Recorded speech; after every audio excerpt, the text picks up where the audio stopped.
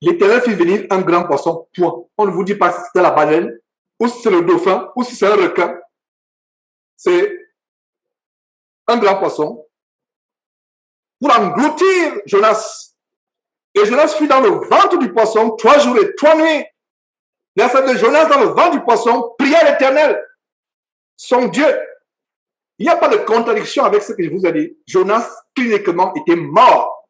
Mais son âme, c'est un mystère, n'allait pas creuser les mystères de Dieu. Physiquement, Jonas était mort. Un homme ne peut pas suivre dans le ventre d'un poisson, avaler 3 jours et 3 nuits. Ce n'est pas possible. Mais son âme pouvait continuer à communiquer avec Dieu. Et ça, c'est un mystère de Dieu. Ne cherchez pas à comprendre les mystères de Dieu. Votre tête peut exploser. Alors, Jonas, dans le ventre du poisson, pria l'Éternel. Et il y a quelques révélations dans la prière de Jonas. C'est pour ça que Jésus peut dire à cette génération méchante et adultère que le seul miracle que je vais vous donner, c'est celui de Jonas. Il est mort. Et quand Jonas sort du ventre du poisson, c'est une nouvelle personne. Ce n'est plus le Jonas qui se rebelle devant Dieu. Ce n'est plus le Jonas qui fuit devant Dieu. C'est le Jonas qui, au chapitre 3, va aller prêcher la repentance à une ville cruelle comme Ninive. Même Jésus parle de Ninive en disant que si les gens de Ninive s'étaient repentis à la prédication de Jonas, il sera fait pire de cette génération au jugement dernier s'ils ne se repentent pas. Parce qu'au moins ils sont repentis. Mais vous qui suivez cet évangile et vous me traitez de fou, vous ne voulez pas vous repentir. Oh là là! Oh là là! Ninive au moins se sont repentis. Donc, quand Jonas sort un miracle qui se produit dans la vie de Jonas, parce que depuis des années, je ne comprenais pas pourquoi Jésus peut parler de sa mort 3 jours et 3 nuits, de son ensevelissement 3 jours et 3 nuits, et comparer avec Jonas. Jonas a expérimenté la vraie mort que vous et moi, nous devons expérimenter. Pas nous pouvons, que nous devons expérimenter. Et quand nous sortons de cette mort, de cet ensevelissement, nous sommes une nouvelle créature. C'est ça la nouvelle naissance. Beaucoup de gens aiment cette expression, j'ai donné ma vie à Jésus. Regardez mes frères et sœurs, dans l'histoire de Jonas, j'espère que vous comprenez cela et ma joie est que vous compreniez que Jonas a expérimenté la mort que vous devez, vous et moi, expérimenter. Quand il est sorti du ventre du poisson, ce n'était plus le Jonas rebelle à Dieu, c'était plus le Jonas qui avait peur d'aller prédire. Il était une nouvelle personne, une personne qui était passée par la repentance. Beaucoup de personnes aiment dire aujourd'hui, j'ai donné ma vie à Jésus. C'est une expression que nous ne devons pas prendre à la légère. J'ai donné ma vie à Jésus. Donner la vie à Jésus suppose que ta vie n'existe plus, elle est morte. Voilà l'expression donner sa vie à Jésus. Oh, j'ai donné ma vie à Jésus. Oh, j'ai donné ma vie à Jésus. Oh, j'ai donné. C'est devenu banal. Je suis né de nouveau. C'est devenu banal. Ça me fait mal. Ces expressions ne doivent pas être banales.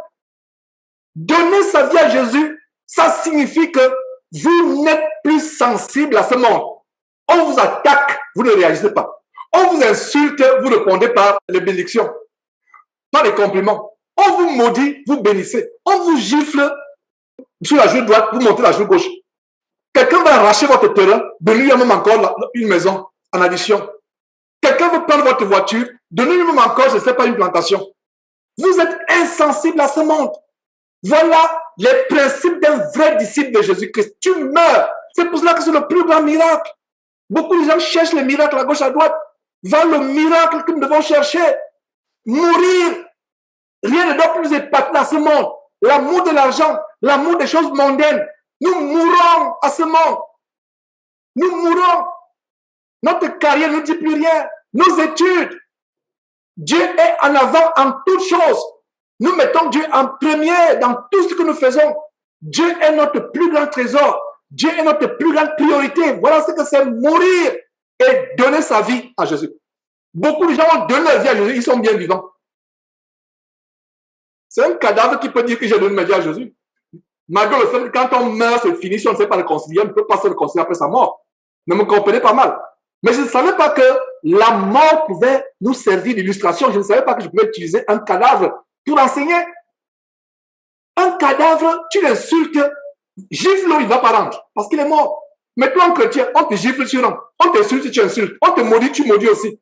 Tu n'es pas mort. Imite le cadavre. Insensé chrétien, imite le cadavre. Va dans le cadavre. Va à la morgue, imite le cadavre à partir d'aujourd'hui. Tu seras un vrai chrétien. C'est ce que Jonas a expérimenté. Jonas est mort. Et quand il revient, il est changé. C'est ce que Jésus nous dit. Beaucoup de gens demandent le miracle. Jésus leur dit, il ne vous sera donné d'autres miracles que celui de Jonas. Donc, voyons ce que Jonas dit. Pas son âme étant dans le ventre du poisson. Qu'est-ce que Jonas dit? Et nous allons voir les révélations, quelques détails sur la mort qu'a expérimenté Jonas. Découvrons cela ensemble.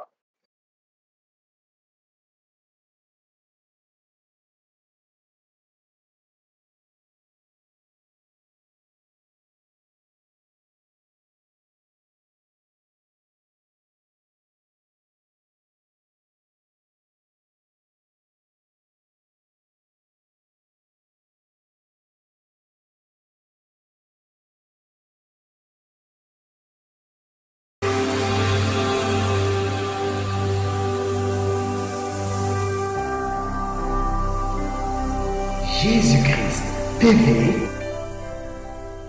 vous connaîtrez la vérité et la vérité vous affranchira.